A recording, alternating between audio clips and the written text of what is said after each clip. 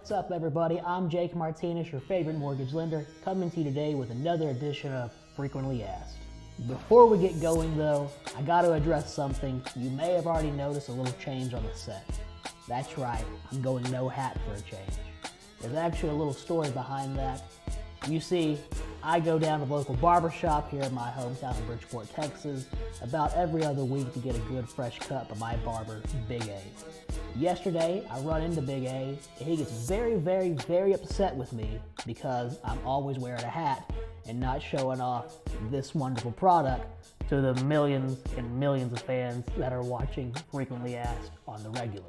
Today, I'm supporting the cause, I'm supporting local businesses, and showing off some fantastic hair. Without further ado, let's actually get started with some real business. Welcome again to Frequently Asked. Question 1. Is it true that lenders ignore car payments when almost fully paid off? This is actually a pretty good question. It was actually sent in from a friend of mine who is a supporter of Jake Martinez Mortgage Loans. He told me that they had done a little bit of homework and saw where they believed, or have been led to believe, that if you have just a little bit of car payments left, us lenders actually ignore it. And to answer that question, is that actually true? Well, the answer is actually yes, in most cases. Now, when we use the word ignore, that's something that we got to be very careful with. That can mean a whole lot of things. Car loans are known as installment loans. Installment loans are payments that are the same amount regularly. There's a timetable for them. After you do 60 payments of X amount of dollars, the loan will be done. That's an installment loan. Car payments are, again, considered installment loan. In most cases, most all loans, especially mortgages, if you have less than 10 payments left on an installment loan, those debts no longer have to be considered when calculating your debt to income. Especially mortgages, if you have less than 10 payments left on now, again, that is something that is good for most loans. Usually, if you want to reap the benefits of that pretty cool little loophole, you need to have a history of making good payments on time and regularly. Missed payments could definitely take out that luxury option for you. Thus, as long as you have a good history of making full payments on time, you do not have to worry about the debt of a regular car payment if you have less than 10 payments left on the loan when looking to buy a house. Now, that does not mean we completely ignore everything that factors into those payments. Obviously, if you miss a payment or ignore a payment during those remaining 10 payments, those can critically and very negatively affect your credit score, which then in return affects us here on the mortgage lending side of things. Again, if you have less than 10 payments, in most cases, on most loans, on most mortgages, we simply just no longer calculate that debt when determining how much debt to income ratio that you have.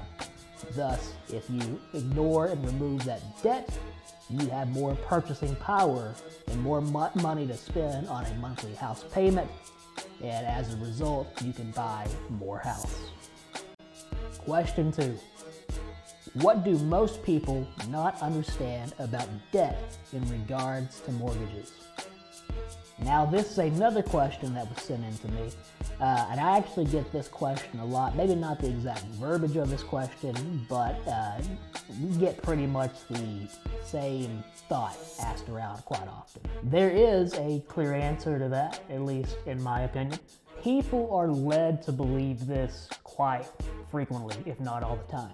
People think that we, the mortgage company, look at your grand total of all debt you owe when factoring in your eligibility for a loan.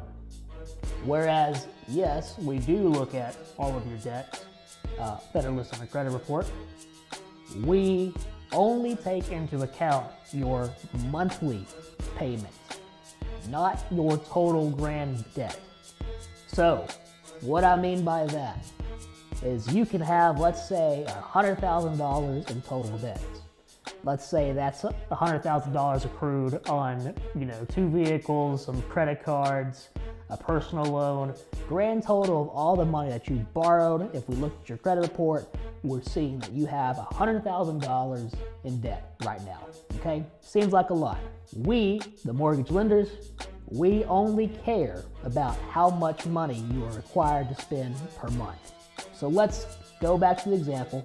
Let's say you have $100,000 in total grand debt, but you are only forced and required to pay $1,000 a month to take care of all of the debts that you owe.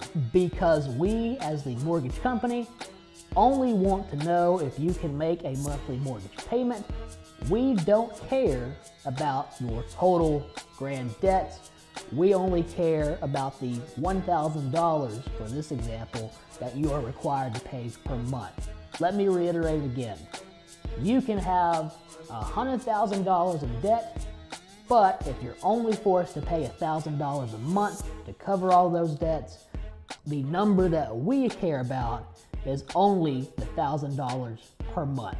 Now, before we close, let me be very clear and cautious about one thing.